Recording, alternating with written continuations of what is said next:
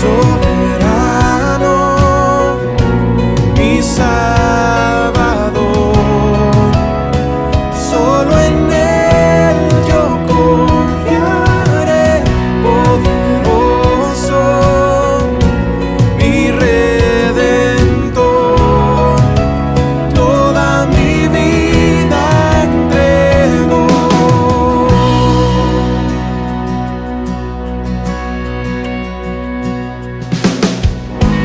No temeré, pues en tu amor seguro estoy. Tu salvación eterna es, eres fiel.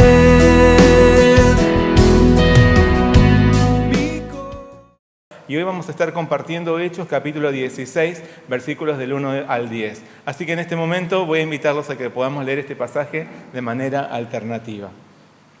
Vamos a comenzar entonces. Después llegó a Derbe y a Listra, y aquí había allí cierto discípulo llamado Timoteo, hijo de una mujer judía creyente, pero de padre griego.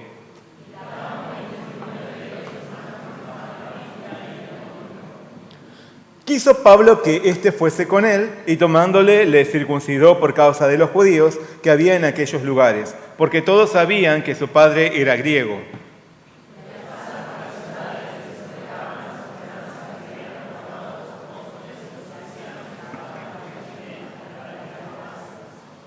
Así que las iglesias eran confirmadas en la fe y aumentaban en número cada día.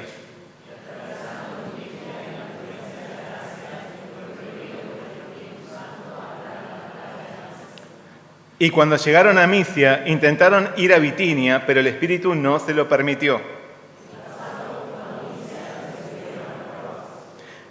Y se le mostró a Pablo una visión de noche. Un varón macedonio estaba en pie, rogándole y diciendo: pasa a Macedonia y ayúdanos.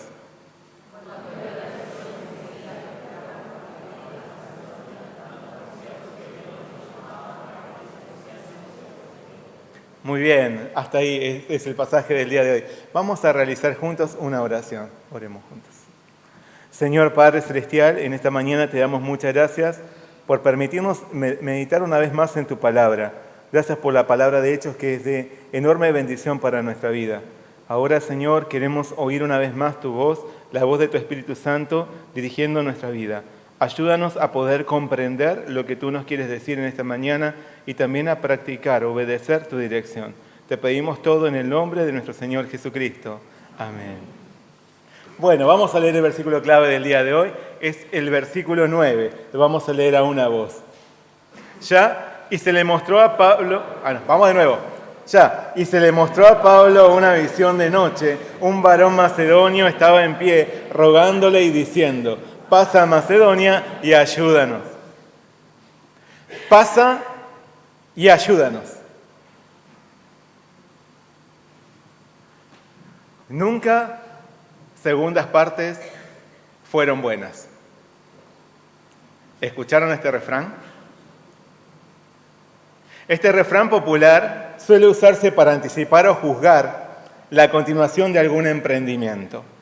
Según este dicho, no es de esperarse que lo que venga detrás de un producto original pueda superarlo. La secuela de una buena película, la segunda temporada de una serie, el segundo libro de una saga, una relación sentimental que se retoma. Nunca segundas partes fueron buenas. Pero pocos saben que esta frase fue originalmente escrita por Cervantes a principios del siglo XVII.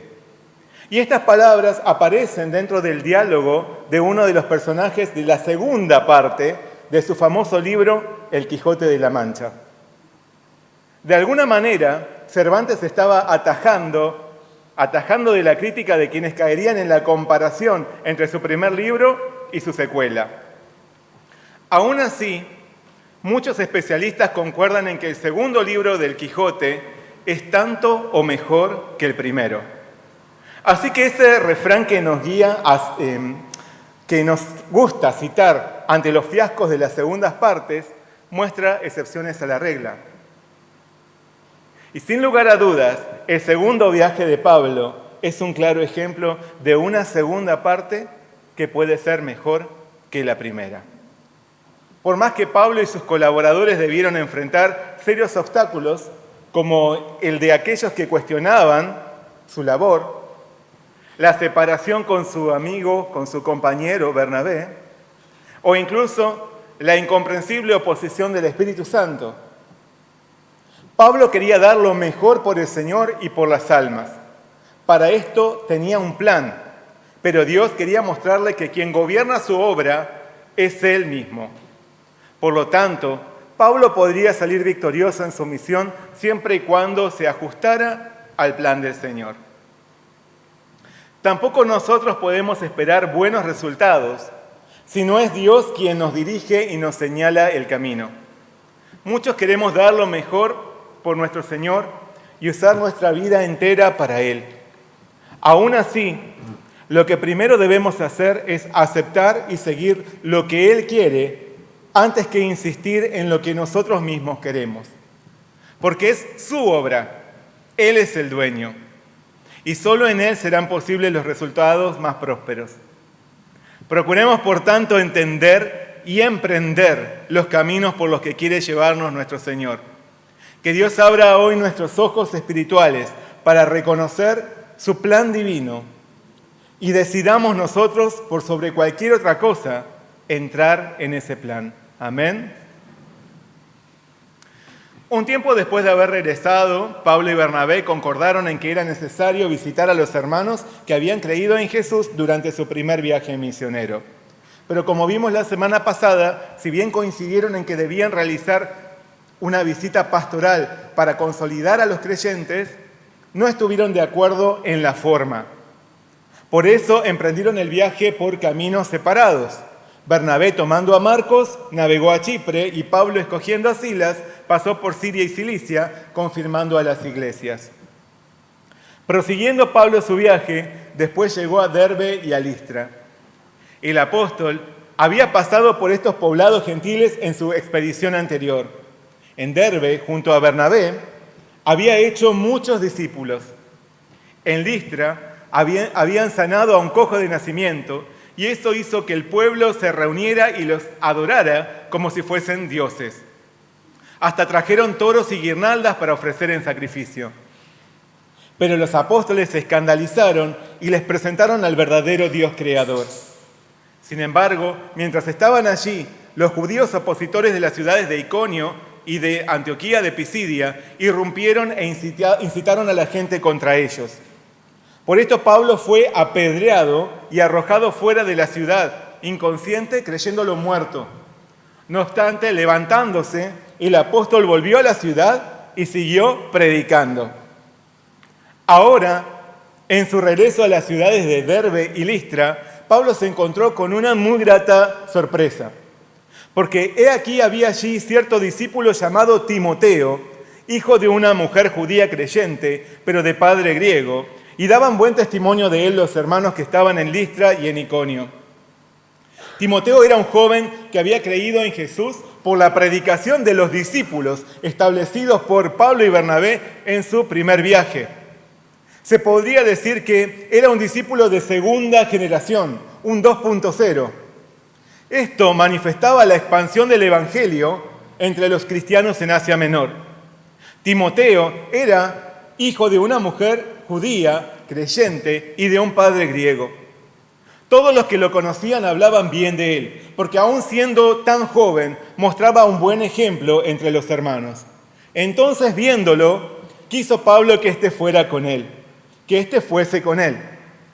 Pablo descubrió en Timoteo un corazón sincero y un gran potencial para hacer la obra de Dios. Y no se equivocó. Instruido y amado por Pablo como si fuera su propio hijo, Timoteo lo acompañaría en sus incursiones y colaboraría con él en la fundación y en el liderazgo de las iglesias. Tiempo después, Pablo le confesó a Timoteo por carta que oraba continuamente por él, trayendo a la memoria la fe no fingida que hay en ti la cual habitó primero en tu abuela Loida y en tu madre Eunice, y estoy seguro que en ti también. Siendo un creyente de origen mixto, ya que su madre era judía y su padre griego, como muchos otros, Timoteo creció en la situación incómoda de un dilema religioso. Según la tradición, él debía ser considerado judío porque se enseñaba que la herencia religiosa era matrilineal. Esto quiere decir que todo hijo de una mujer judía debía ser judío. Ahora bien, para que esto se efectivizase, Timoteo tenía que ser circuncidado. No obstante, dado que su madre había faltado a la ley al unirse a un hombre gentil, parece que nadie se había atrevido a practicarle la circuncisión y reconocerlo como parte del pueblo de Israel, un hijo de Abraham. Así que, con el anhelo de que lo acompañara en su misión, Pablo, tomándole, le circuncidó por causa de los judíos que había en aquellos lugares, porque todos sabían que su padre era griego. Entonces Pablo, al circuncidar a Timoteo, estaba reclamando su derecho de pertenecer al pueblo judío. Esta actitud de Pablo resulta sorprendente y hasta contradictoria, porque él mismo había tenido una acalorada discusión con los creyentes judíos que afirmaban que los gentiles debían circuncidarse para ser salvos. Esto derivó en el concilio de Jerusalén, que resolvió no exigir la circuncisión como requisito, porque la salvación se alcanza solo por la fe en Jesús. Así que ningún gentil necesitaba circuncidarse para ser salvo. ¿Por qué entonces Pablo circuncidó a Timoteo? En realidad no tenía que ver con su salvación, sino con su derecho a pertenecer al pueblo hebreo por provenir de madre judía. Además, esto evidenciaba la imperfección de la ley, que le exigía circuncidarse para ser parte de Israel y al mismo tiempo se lo impedía porque su padre era griego. Así que la circuncisión de Timoteo no tenía que ver con un requisito para que fuese salvo. Era la aplicación de la ley a un judío por derecho.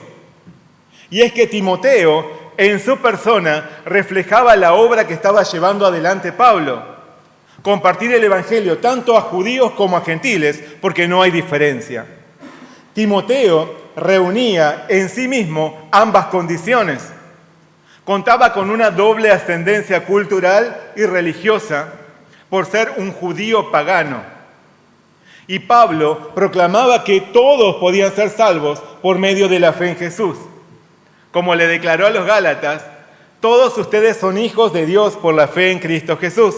Ya no hay judío ni griego, no hay esclavo ni libre. Ya no hay judío ni griego, no hay esclavo ni libre. No hay varón ni mujer, sino que todos ustedes son uno en Cristo Jesús. Y si ustedes son de Cristo, ciertamente son linaje de Abraham, y según la promesa, herederos.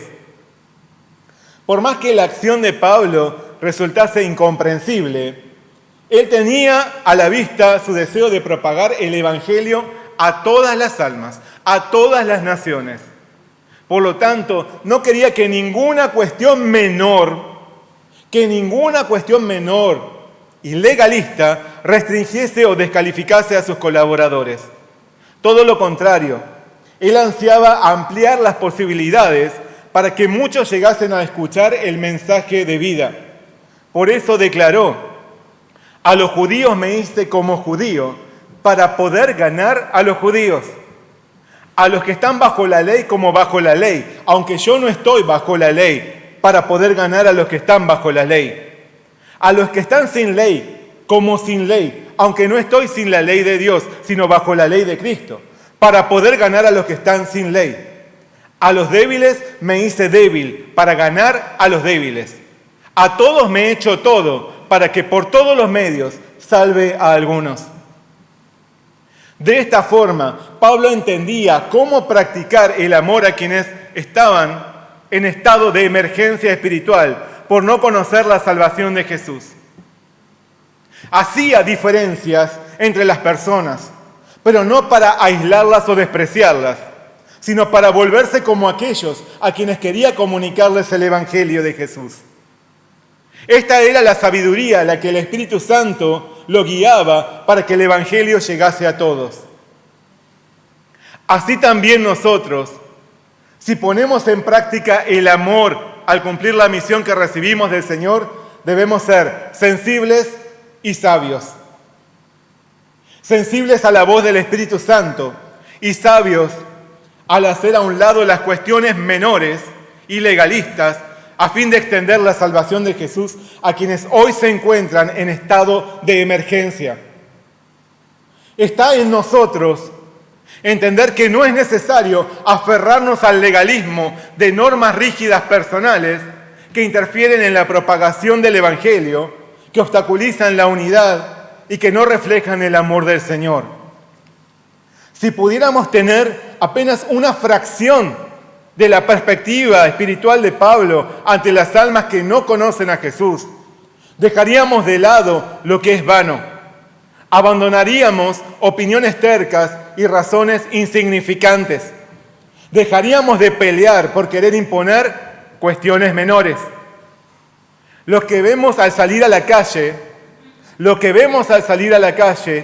son almas en estado de emergencia, almas que necesitan al Señor, almas que necesitan recibir nuestro amor.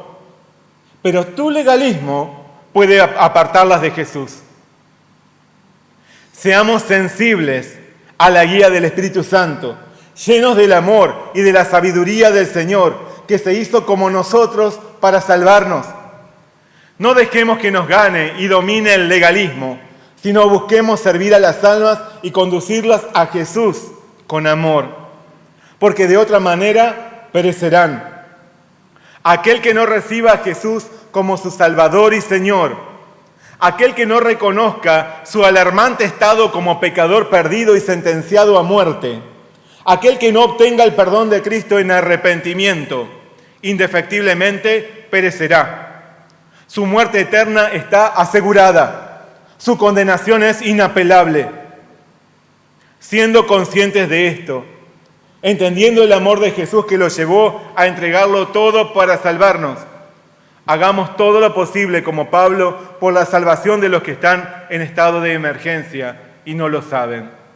Llevemos fielmente el Evangelio, volviéndonos débiles a los débiles, para ganar a los débiles, haciéndonos todo a todos, para que por todos los medios, al menos algunos, lleguen a ser salvos en Jesús. Amén. Acompañado por Silas y Timoteo, Pablo fue animando a las iglesias que eran confirmadas en la fe y aumentaban en número cada día. De este modo se iba cumpliendo el propósito de aquel grupo misionero. El plan era confirmar a los hermanos en la fe, regar lo que ya se había plantado, lo que ya se había sembrado. Pero sin esperarlo, se enfrentarían a una nueva e impensada oposición. Antes de salir a la misión, Pablo tuvo su primer imprevisto con Bernabé, su querido compañero de aventuras. Pero ahora aparecería la más impactante y desconcertante oposición, la oposición del Espíritu Santo.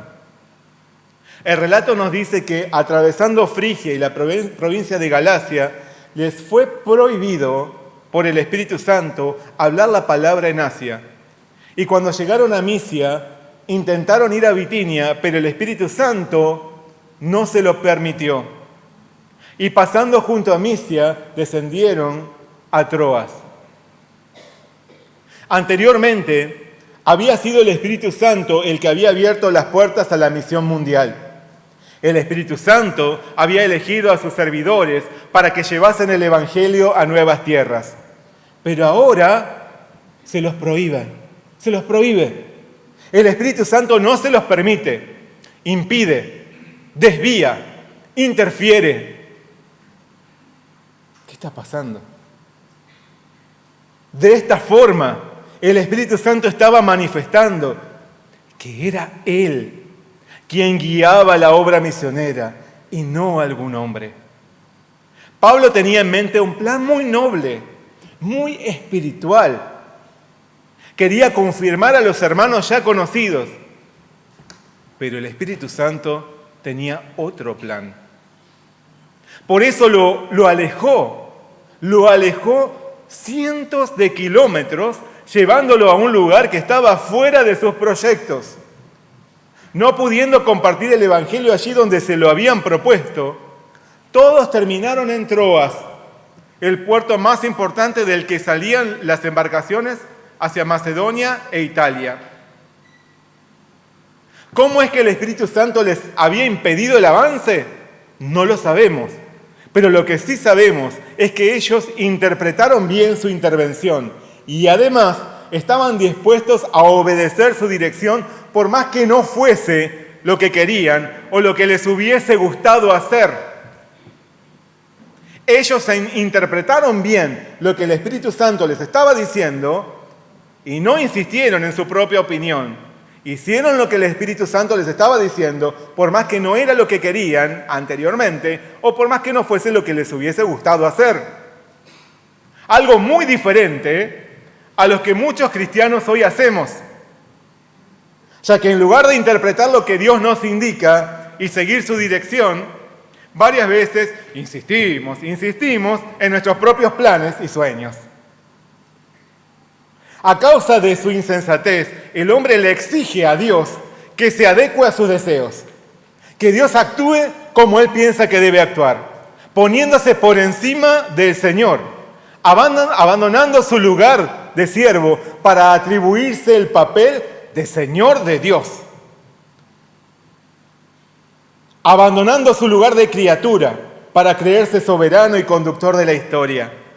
Entonces, si las cosas no resultan como lo pensaba, si las cosas se dan de otra manera a la que esa persona esperaba, aparecen las quejas y reclamos, los pedidos de explicaciones al que no le debe cuentas a nadie. En realidad, no es Dios quien debe integrarse a nuestros planes y obedecer nuestros deseos. Porque el Dios es Él, no nosotros. Pero muchas veces es inquietante y hasta perturbadora nuestra insistencia por querer obtener lo que deseamos, concretar nuestras metas, hacer nuestra voluntad, ignorando lo que el Señor quiere. Y esto se traslada incluso al ámbito espiritual. Yo quiero este don. Yo quiero trabajar en este ministerio y con tal y tal y tal y tal hermano. Yo quiero predicarle a esa persona. Yo quiero servir en tal sitio. Yo quiero irme de misionero a tal lugar. Pero ¿acaso nos detenemos a preguntarnos si esto, por más noble y espiritual que sea, es lo que Dios realmente quiere? ¿Somos realmente más sensibles a su voz o a nuestra propia voz? Porque no es que Pablo estaba equivocado en ir a predicarle o ir a confirmar a los hermanos que ya había conocido en su primer viaje. Era muy bueno, muy noble, muy espiritual, pero el Espíritu Santo tenía otro plan. Solo si estamos dispuestos a renunciar a nosotros mismos, solo si estamos dispuestos a rendirnos por completo ante el Señor, seremos capaces de reconocer su dirección. ¿Estás dispuesto a renunciar a vos mismo? El equipo misionero supo seguir la dirección del Espíritu Santo. Por eso, habiendo llegado a Troas, se le mostró a Pablo una visión de noche. Un varón macedonio estaba en pie, rogándole y diciendo: «Pasa a Macedonia y ayúdanos. Pasa a Macedonia y ayúdanos. Pasa y ayúdanos». Este era un llamado de auxilio, un clamor desesperado pidiendo socorro. «Ven a ayudarnos. Necesitamos salir de nuestro estado de emergencia. Necesitamos conocer al Salvador». De este modo, Dios intervino de forma sobrenatural para revelarle a Pablo cuál era su deseo. Pablo y los suyos debían abandonar Asia y dirigirse a un nuevo continente, Europa. A través de una visión, el Señor los guió a entrar en su plan. Porque por mucho que nos pese, no es Dios quien tiene que entrar en nuestros planes, sino nosotros los que debemos entrar en el plan del Señor. No es Dios el que tiene que entrar en nuestros planes, sino nosotros los que debemos entrar en los planes del Señor. ¿No es así? No es Dios el que debe integrarse a nuestros planes, sino nosotros los que debemos aceptar y entrar en su plan. A nuestro alrededor hay muchos que, al igual que ese macedonio de la visión de Pablo, están clamando y no hay quien los oiga y los auxilie. Quieren salir de su estado de esclavitud, de soledad, de vacío, de angustia. Quieren salir de su desesperación, huir de su desconcierto. Quieren escapar de la realidad que los envuelve. Quieren dejar atrás su pecado, pero no pueden. No saben cómo hacerlo ni a quién acudir, porque lo único que conocen es el mundo y lo que el mundo les ofrece. Pero nada terrenal podrá saciarlos plenamente. Dios nos lo muestra, porque nosotros no los conocemos. Como a Pablo, el Señor hoy nos hace oír el gemido de sus corazones, diciéndonos: pasa y ayúdanos. ¿Irás? ¿Irás? ¿Cruzarás de Troas a Macedonia? ¿O vas a seguir insistiendo en tu plan de quedarte en tu Asia? Pablo y sus compañeros supieron descifrar lo que el Señor les estaba diciendo y decidieron obedecer, dando por cierto que Dios los llamaba para que anunciasen el Evangelio en un lugar diferente al que habían planeado, en un lugar que estaba más allá de sus pensamientos, proyectos, ideas. Europa. Se sometieron a la voluntad del Señor. No insistieron en sus propios proyectos, por más espirituales que los considerasen. Y allí estaba el mayor reto para ellos: descubrir lo que Dios quería y abandonar el buen plan que habían tenido. Y entonces, por su interpretación apropiada, avanzaron hacia el lugar correcto. A veces, nuestros buenos planes chocan o sufren una clara confrontación con el plan que Dios tiene.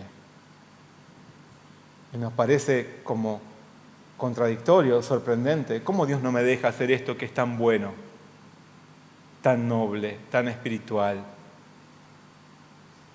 Entonces, solo quienes ansían vivir en la voluntad del Señor reconocen su dirección y renuncian a sí mismos para seguir el plan divino. Aunque esto sea costoso, aunque esto sea doloroso, aunque esto demande un mayor esfuerzo o sacrificio. Pero los que no reconocen la autoridad del Señor avanzan según sus propias direcciones y proyectos.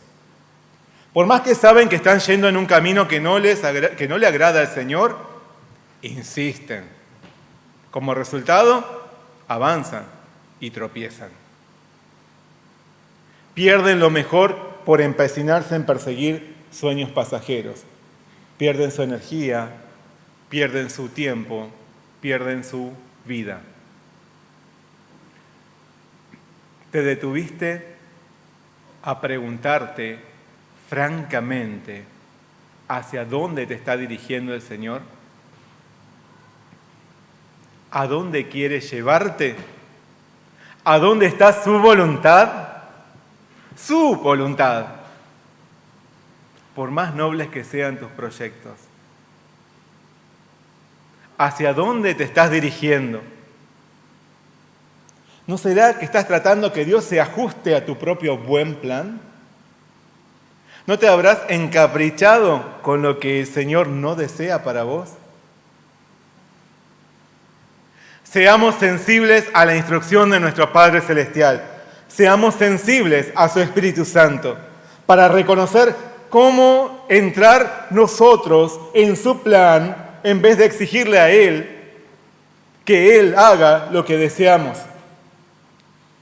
Hay muchas almas que gimen en silencio, esperando ayuda, y a las que el Señor quiere guiarnos. Oigamos sus clamores, no seamos indiferentes a su condición. Llevémosles el Evangelio, porque de otro modo perecerán. Todo aquel que no se rinda y reconozca la salvación de Jesús, perecerá. Ante tal estado de emergencia, con vista espiritual, avancemos en la dirección del Señor. Llenos de su Espíritu Santo, revistámonos de su amor y sabiduría. Entremos en su plan y cumplamos su voluntad de llevarle salvación a quienes aún no han podido encontrar su consuelo y vida eterna. Amén. Vamos a orar juntos. Señor Padre Celestial, te damos muchas gracias por tu palabra en esta mañana y porque en ella nosotros también vemos reflejada nuestra vida. Pablo y su equipo deseaban servirte con todo su corazón. Ellos querían llevar la vida más espiritual y utilizar su vida entera para glorificarte. Tenían su plan, pero tú le mostraste que la dirección de la obra es tuya. Tú eres el director también de nuestra vida. Tú eres quien quiere llevar adelante su plan a través de nosotros. A veces tenemos planes, proyectos, metas que son buenos, espirituales y nobles. Enséñanos, Señor, si es realmente lo que tú quieres ante todo, porque no queremos dirigirnos hacia un lugar que no sea el que tú estás pensando para nuestra vida. Ayúdanos a ser sensatos, a ser humildes ante ti y a no insistir en nuestro propio deseo, a no querer ponernos por encima tuyo, sino que tú sigas siendo nuestro Dios y nuestro guiador en todo el camino. Padre Celestial, también queremos pedirte que nos ayudes a escuchar ese llamado, como el de ese macedonio que estaba pidiendo que pasasen y lo ayudasen, porque hay muchos que están sufriendo el día de hoy por no conocerte. Sufren en su soledad, sufren en su angustia, sufren en su desesperación y no tienen a quien acudir. Hoy, Señor, también ayúdanos a escuchar esa voz para que estemos atentos y podamos salir a auxiliar a los que están en estado de emergencia espiritual. Muchas gracias, Señor, te damos por tu palabra. Gracias, Señor, porque tú nos enseñas a ser sensibles a tu espíritu y sabios al seguir tu voluntad. Te pedimos todo en el nombre de nuestro Señor Jesucristo. Amén.